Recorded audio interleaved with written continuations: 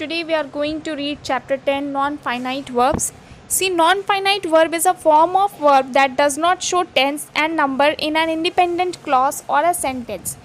जब भी हमारे सेंटेंस या क्लॉज में कभी टेंस का पता ना चले या नंबर का पता ना चले वर्ब से, तो उन वर्ब को हम नॉन फाइनाइट वर्ब कहते हैं.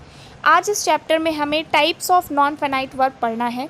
There are 3 types of non finite verbs in English grammar, that is infinitives, participles and gerund. Infinitives की अगर हम बात करते हैं, the infinitive is made up of the particle to and the base form of a verb. Infinitives हम कैसे बनाते हैं? बेस फॉर्म में टू ऐड करके. For example, to study, to learn, to play, ये सभी वर्ब्स क्या होते हैं? इन्फिनेटिव्स होते हैं.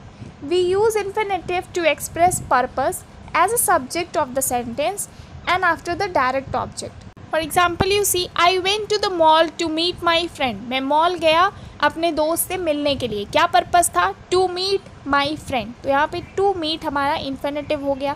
हम अपने सेंटेंस में एज अ सब्जेक्ट यूज़ करते हैं इन्फिनेटिव्स को and after the direct object. For example, I advised him to work hard. मैंने उसे क्या एडवाइस किया? To work hard. नेक्स्ट है टू मेक अ जजमेंट और कमेंट अबाउट समवन और something to complete the meaning of the verb after adjectives and with question words. इसके साथ ही हम इन्फिनेटिव्स का यूज़ करते हैं व्हेन वी आर जजिंग और कमेंटिंग टू समवन और when we have to complete the meaning of the verb. We use it after adjectives and with question words. ठीक है. नेक्स्ट टॉपिक हमें पढ़ना है पार्टिसिपल. पार्टिसिपल्स 2 टाइप्स के होते हैं, present participle and past participle.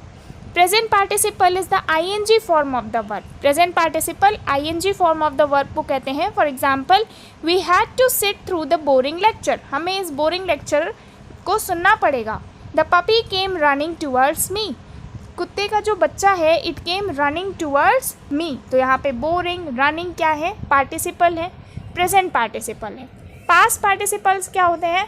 Past participle होते हैं वर्ब के past form, that is the ED, D, EN, T और N form of the verb. For example, hand written, fallen, completed.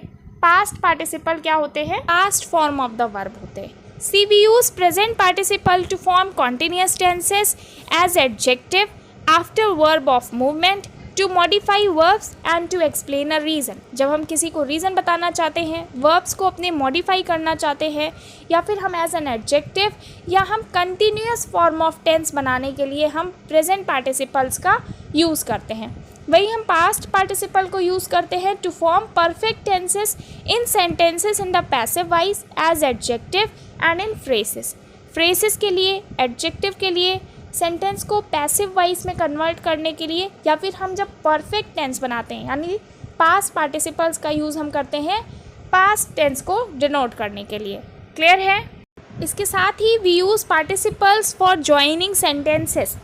C, sentences can also be joined using participles. The object of the first sentence is the subject of the second sentence. तो हम उन दोनों ही sentence को participle से जोड़ सकते हैं. Example, you see, Sujata saw Anjali, Anjali was waving at her. Sujata ने अंजलि की तरफ देखा, अंजलि उसे देख के हाथ हिला रही थी. अब यहाँ पे जो ऑब्जेक्ट है पहले सेंटेंस का अंजलि, तो हमारे सेकेंड सेंटेंस का सब्जेक्ट है. तो यहाँ पे हम इन दोनों ही सेंटेंस को ज्वाइन करेंगे बाय यूजिंग पार्टिसिपल. कैसे? See, Sujata saw Anjali waving at her. यहाँ पे वेविंग हमारा पार्टिसिपल हो जाएगा. ठीक है. इसके बाद ही एक और एग्जाम्पल देख लीजिए. She took the brush, she began the painting. उसने ब्रश लिया, उसने पेंटिंग शुरू की. अब यहाँ पे हम शी को कैसे ज्वाइन कर रहे हैं? Taking the brush, she began the painting. अब यहाँ पे टेकिंग हमारा क्या हो जाएगा? पार्टिसिपल हो जाएगा. तो हम पार्टिसिपल्स का यूज़ अपने सेंटेंस को ज्वाइन करने के लिए भी करते हैं. और हमें थर्ड टॉपिक पढ़ना है जेरेंड्स. जेरेंड्स क्या होते हैं? Gerund is the ING form of a verb that is used as a noun. Noun की तरह अगर हम ING form of the verb को यूज़ कर रहे हैं तो वो जेरेंड होता है. ठीक है. चूँकि सेंटेंस में gerund as a noun use होता है, so a gerund can be used as a subject in a sentence और it can be used as the object of the verb. ठीक है. जैसे रीडिंग इज़ फन, यहाँ पे reading is the subject of the sentence और object का example लेंगे. Many people enjoy reading. बहुत सारे लोगों को रीडिंग करना पसंद है. तो यहाँ पे रीडिंग ऑब्जेक्ट है वर्ब इंजॉय के लिए, ठीक है। It can also be use as a complement to the verb to be and it can be use as a object of a preposition. हम जेरेंड का यूज़ प्रीपोजिशन के लिए as a object करते हैं, जैसे she is good at painting. At preposition है और उसके साथ हम जेरेंड का यूज़ कर रहे हैं पेंटिंग। किस में वो अच्छा करती है? पेंटिंग में अच्छा करती है।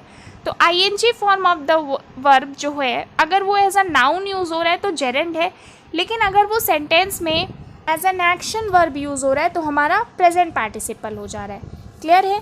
तो आज के इस चैप्टर में हमने पढ़ा है नॉन फाइनाइट वर्ब, जिसमें हमने देखा कि नॉन फाइनाइट वर्ब के 3 टाइप्स होते हैं, इन्फिनेटिव्स, पार्टिसिपल्स और जेरेंड।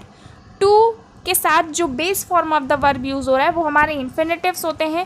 पार्टिसिपल्स 2 टाइप के होते हैं, प्रेजेंट और पास्ट पार्टिसिपल। इसके बाद हमने पढ़ा है जेरेंड के बारे में। There is nothing new in this chapter.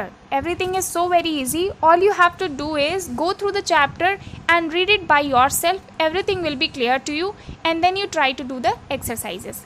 Good day.